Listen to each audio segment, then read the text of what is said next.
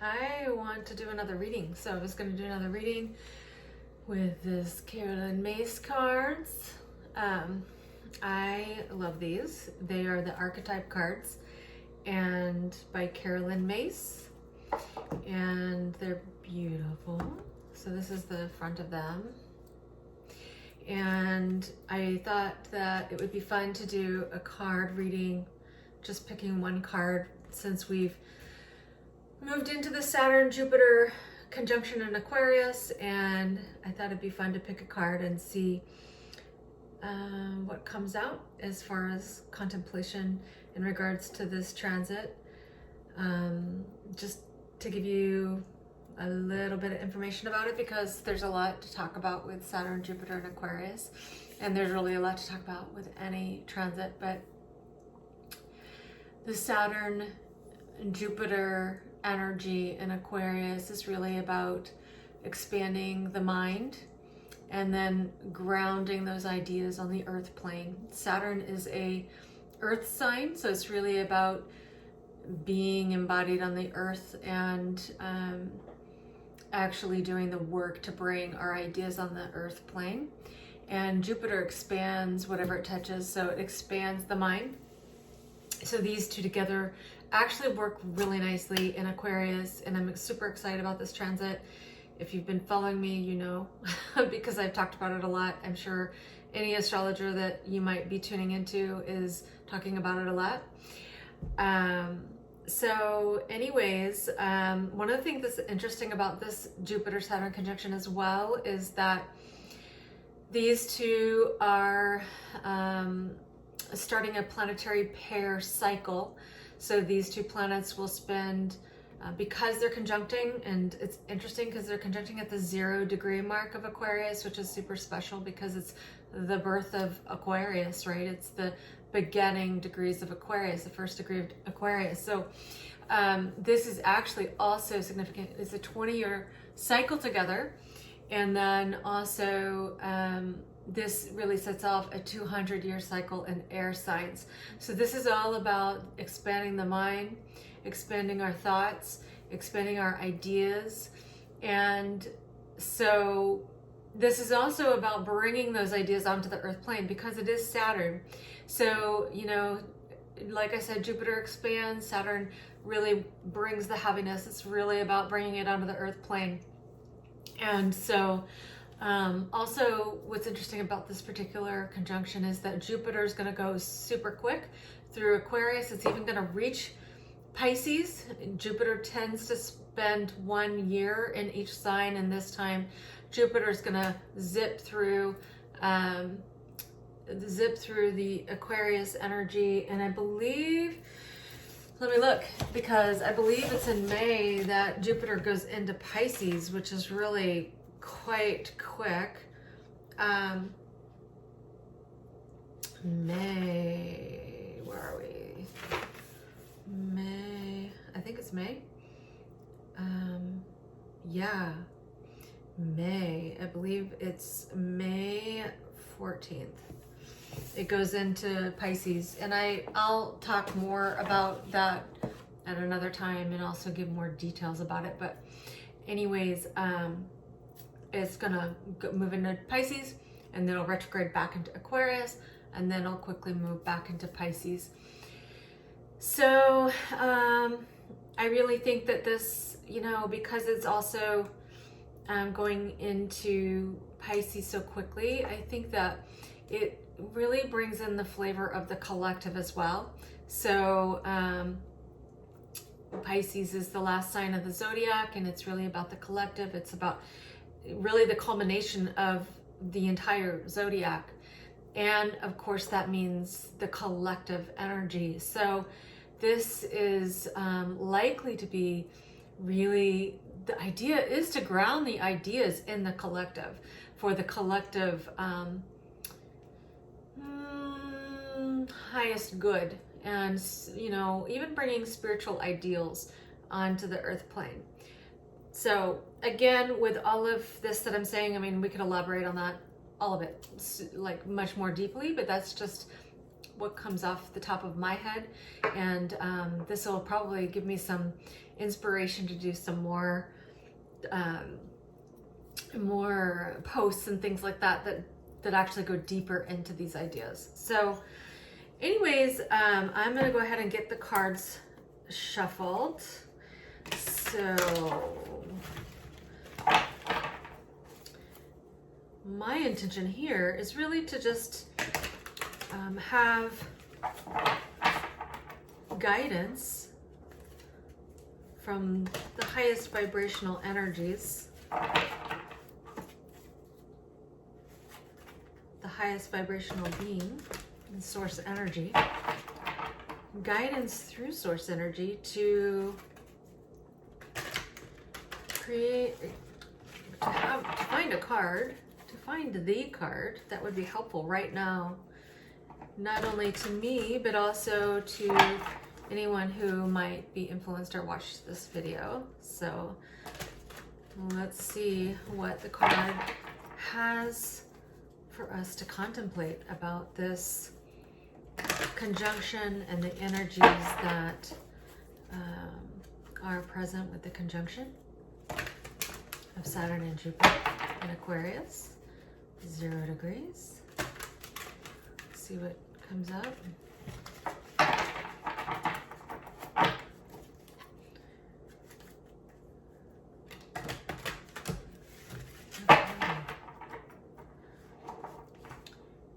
And I just really want to put the intention out there that also I'm hoping that this card can help us to contemplate individually and collectively what would be helpful in contemplating as far as mastering these energies together, for ourselves and for our contribution to the collective and the collective itself.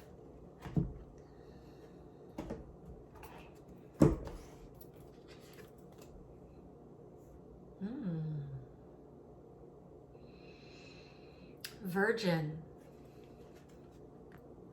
Virgin.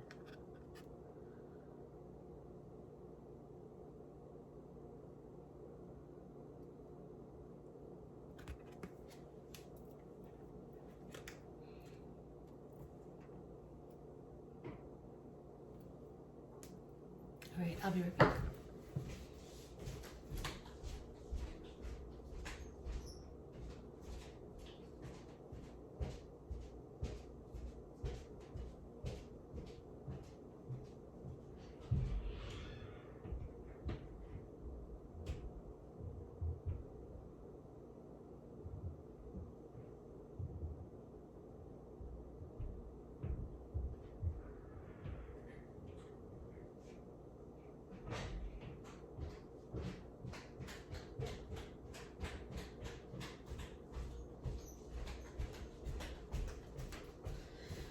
Alrighty, so Virgin, it says, maintaining symbolic purity of heart and spirit.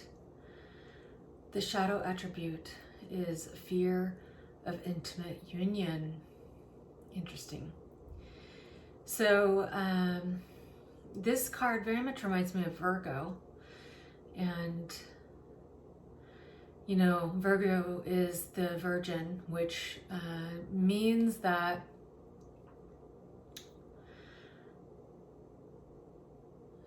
it's basically exactly what the light attribute is here, is maintaining symbolic purity of heart and spirit. You know, Virgo works to self-improve and you know, purify things, to refine things and purify them so that she or he can be of service in the collective.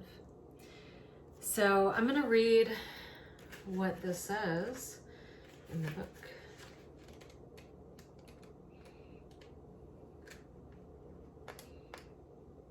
Virgin.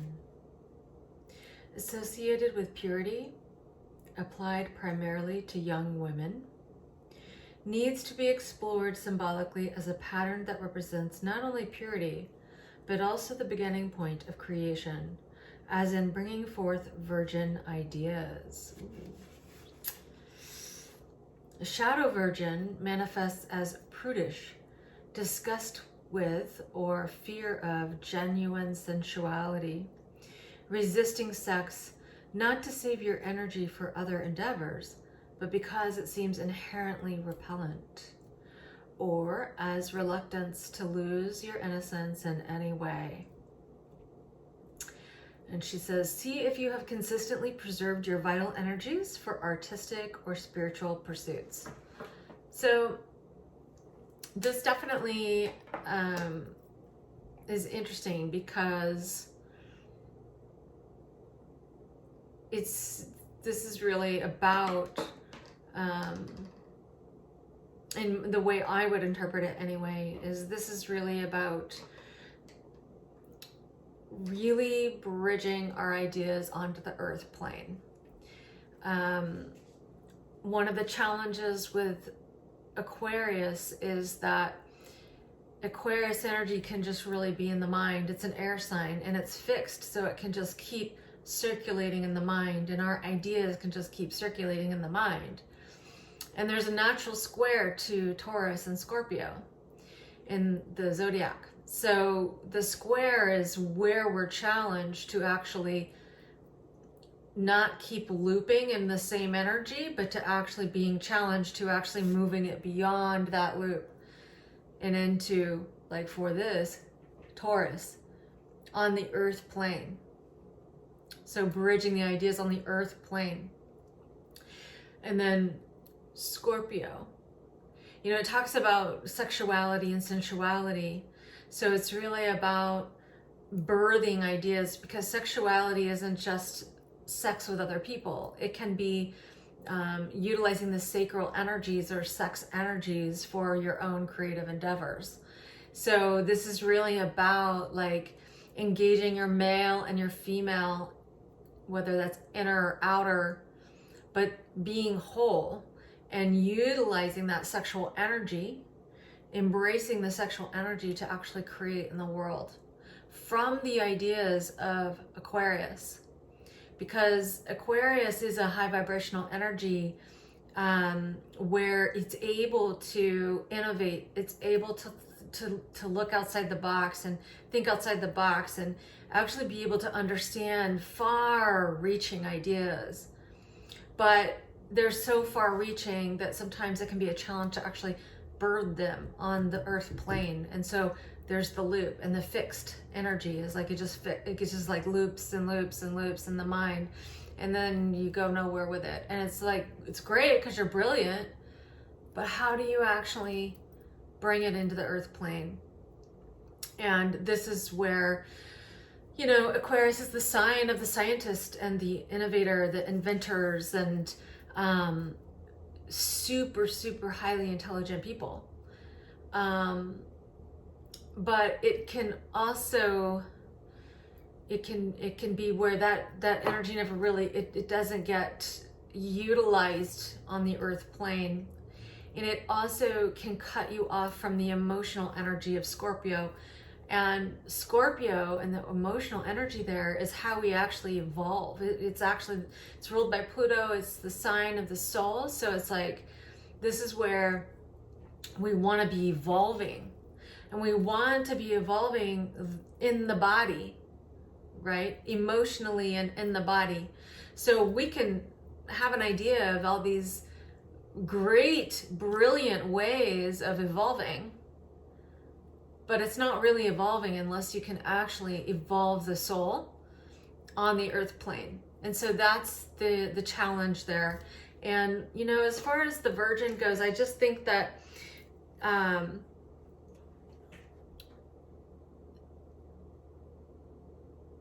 this also feels to me like it's incorporating the opposite sign of Aquarius, which is Leo, and it's ruled by the sun and the heart. It rules the heart. So it's really about like maintaining the connection with the heart. These ideas have to actually be bridging the spiritual plane, the crown chakra, and the earth plane, the root chakra, which come together through the heart. And then we're the divine child, where we're creating with divine energy. And so it has these ideas. We don't want to be so cut off from our emotions in our body that we're actually not having heart when we're creating in the world. When we're bringing ideas into the world, we want to make sure that the heart is involved, so that we know that it's good for our emotional body, and we know that it's good for our earth body. It's good for our souls. It's good for other people's souls. So this is where, you know, we want the creations that we come up with, the ideas from the Aquarian realm that we come up with, to make sure that it's actually something that's going to be grounding, something that's really good for people, really good for ourselves, really good for others. And when it's really good for ourselves and it's really good for others, we actually evolve the human consciousness.